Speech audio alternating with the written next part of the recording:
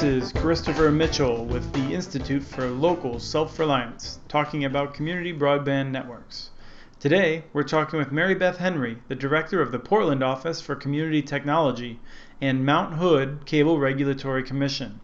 She's been a president of the National Association of Telecommunications Officers and Advisors, also called NATOA, which has been essential in preserving local telecommunications authority.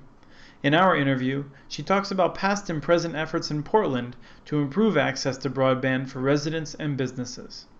Here's the interview with Mary Beth. Thank you, Mary Beth, for talking with us today. I'm very happy to be here. Thanks, Chris.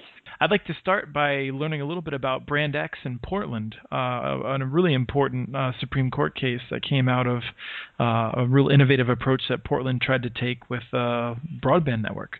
So can you tell me about that?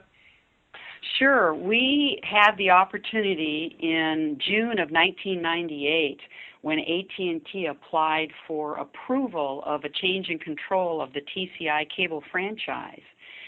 And at the time, we had a blossoming ISP, Internet Service Provider market. We probably had upwards of 30 different providers that our citizens could choose among. And as part of the cable franchise process, local governments have the authority to place conditions to ensure that the legal, technical, and financial conditions of the original franchise will be met. So we placed a condition on that franchise transfer, which said that the cable modem platform would have to be open. What that would mean would be that anybody who subscribed to cable modem for their internet, you would be able to choose any ISP that you wanted.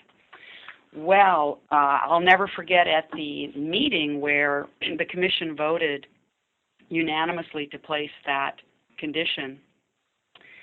The attorney from then AT&T said, "I hope you have a really big budget," because we knew right then that they were going to sue. And indeed, the case went all the way up to the Supreme Court in the Brand X decision, and we ended up losing. The Supreme Court ruled in favor of the cable companies to limit competition and consumer choice.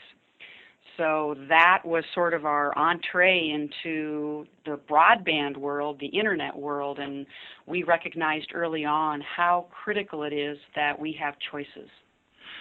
So what you're saying is that if you had succeeded, there's a very good chance that rather than having just one provider of the cable broadband in Portland and possibly even all over across the United States, we could have a choice of many that were operating on that same network.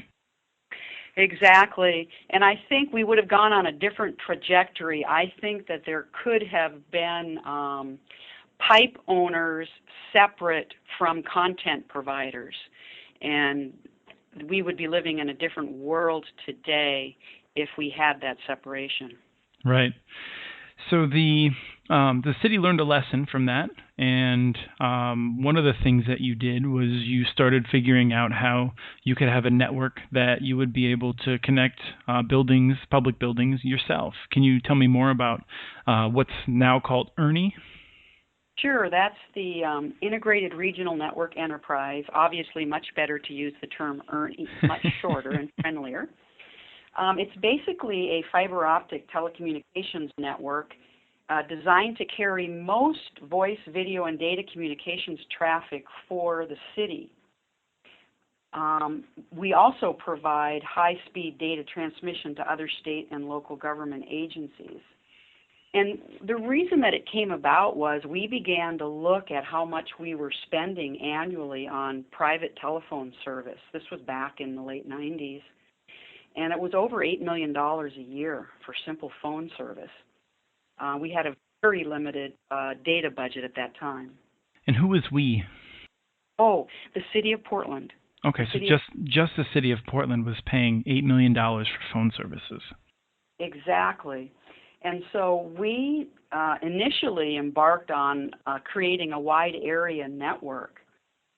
But then interest really blossomed, and the different bureaus and agencies within the city realized how important communication was, and having some control over your costs, but also having the bandwidth that local governments need. We have large bandwidth needs, and we also have reliability needs that might be beyond what some others might want. So we launched ERNIE in 2002, and we actually went and got our competitive local exchange certificate from the Oregon Public Utility Commission. And we really felt that by having a public sector-owned backbone, we could leverage our expertise and infrastructure in a way that we couldn't if we just were a customer. But I do think it's important to point out that at the time that we were embarking upon this, we first issued an RFP to the private sector to see whether they would be able to meet our needs. And we got no reasonable responses that would be able to meet our needs at prices that we could afford. Right, and ERNIE serves only public facilities, is that right? Yes, we serve only public facilities. That is all we serve. But the other interesting twist on it was that at about the same time, the city staff, again, were negotiating a new franchise with now Comcast, the cable provider. And part of the requirement was to have the company build what's called an institutional network, which could provide connectivity, fiber connectivity, to all the schools and libraries, sort of that last mile connection.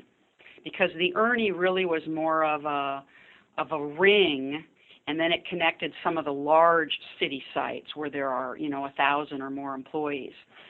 So by having Comcast create the institutional network, which they own and operate, and interconnecting the ERNIE fiber system, which is owned and operated by the City of Portland, by interconnecting, we really expanded the reach of both networks. And so today we have a situation where it's the City of Portland ERNIE staff that provide all the customer interface to the 300 schools and libraries that are on the system. And it's actually been a partnership that has worked very well, and we have very high bandwidth at very low cost. But again, this was not without a fight, because there ensued, in the meantime, there was another lawsuit back in, about 2003, 2004, challenging what the city was doing with the ERNIE system. Right, and now just as a quick recap for people who might be confused, the AT&T did actually operate a cable system for a while, but then they sold that to Comcast.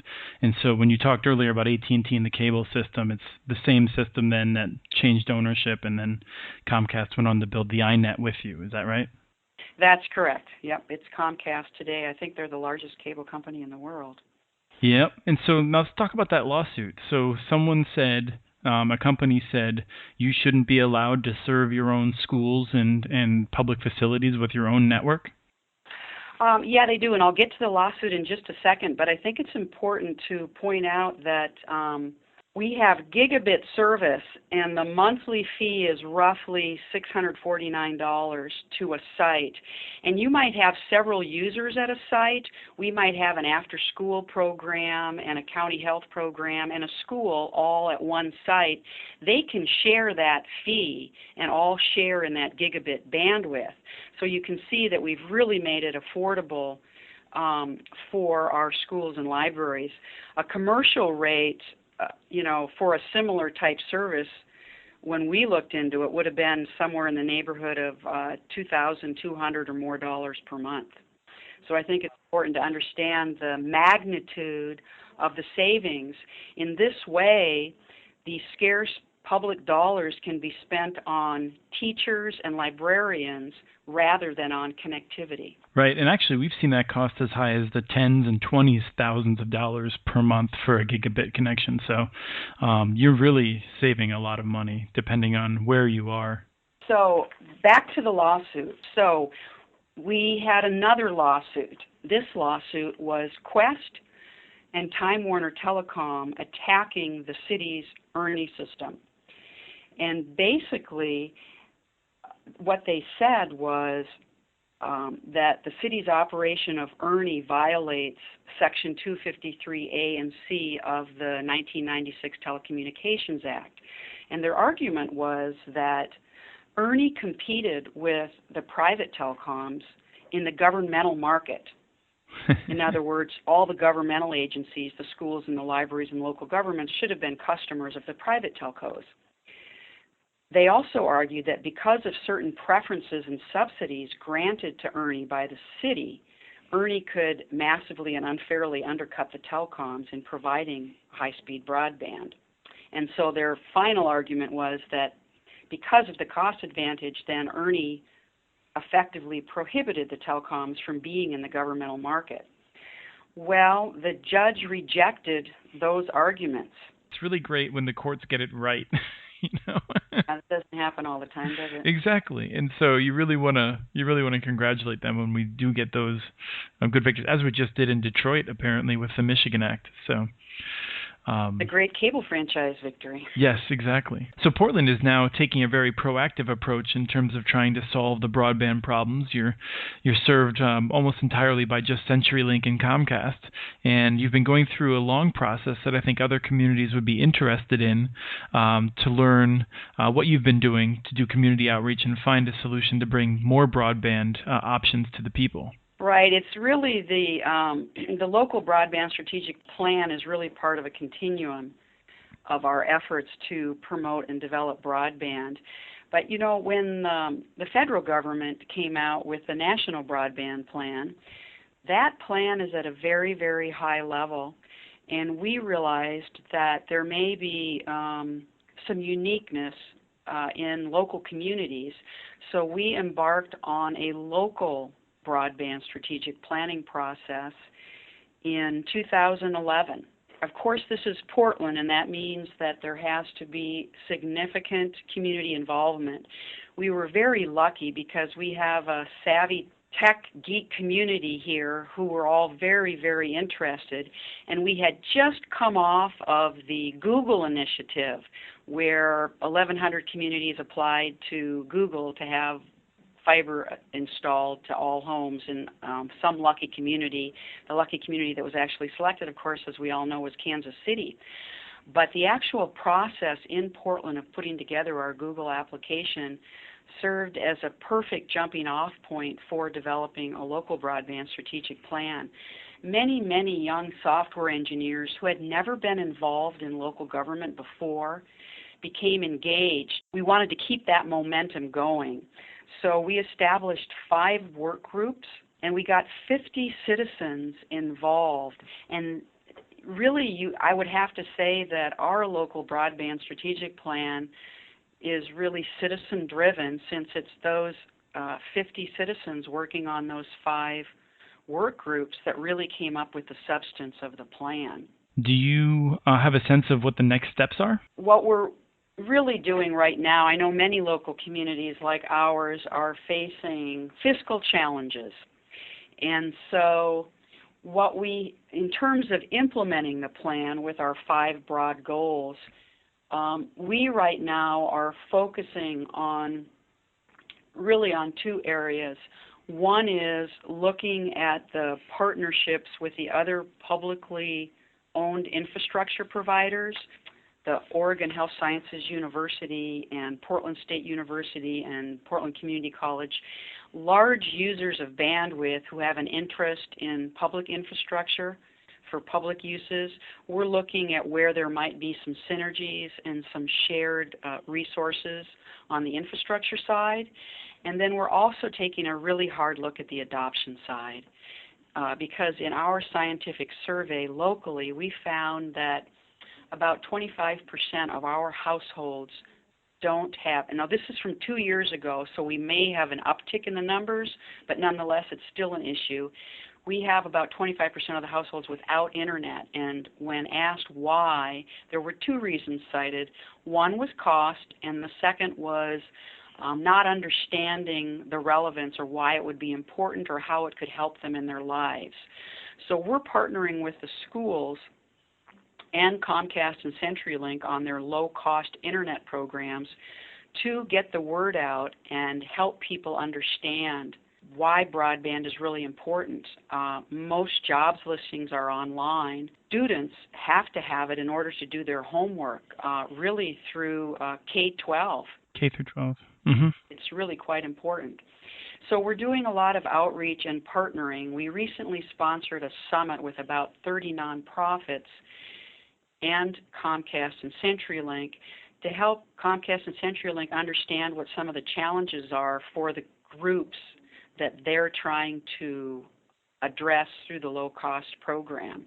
And some real interesting issues came out of it that I'm hoping will help. It may be that these programs need to be tweaked in some manners because there are differences at the local level, and there might be, you might want to use one strategy when you're dealing with a Native American group versus an African American group versus Hmong versus the Russian population. And we have 7 languages that are spoken in Multnomah County, and we need to make sure that that is not proving to be a barrier for access to internet. So basically it comes down to Portland's doing 2 different things. One is looking for opportunities to partner in building some infrastructure in certain areas where it could be very most useful, and the other is an outreach to help people take better advantage of the broadband networks that are available. Right. The second one really is broadband adoption.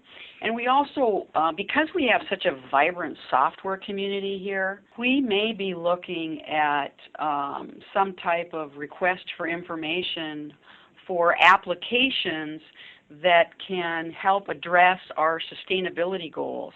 I think one of the things local governments can be looking at is how can we apply the technology to solving our problems or meeting our policy goals. And we have very high goals in the area of sustainability, and it seems like that's an area where a lot of these creative geeks may be able to come up with some applications that could help us reach those policy goals. Right. Let's hope so. Thank you very much for taking the time to talk with us today. You're very welcome. That was Mary Beth Henry, the Director of the Portland Office for Community Technology and Mount Hood Cable Regulatory Commission. To learn more, visit our show page on muninetworks.org, where we have links to some of the materials discussed in the show. If you have any questions or comments, please tell us directly. Email podcast@muninetworks.org. Thanks to my colleague Lisa Gonzalez for putting the show together, and Fit in the Conniptions for the music, licensed using Creative Commons. The song is called Storm's Over. Oh my